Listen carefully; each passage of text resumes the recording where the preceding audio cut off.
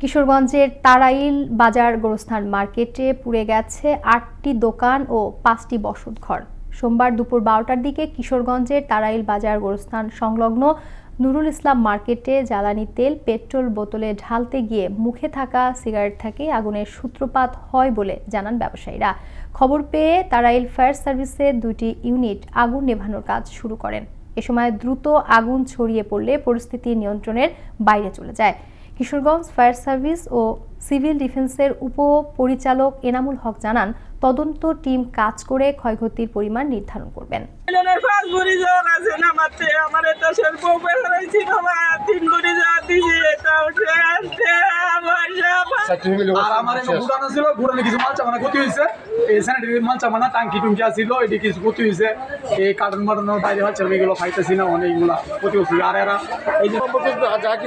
সম্পূর্ণ শেষ, আমার কিছু নয় বলতে এই বছর বিটা আছে ৫-৪টে, দোকান পাল আছে ৭টা, কতটি পরিবার মনে কি বলবো।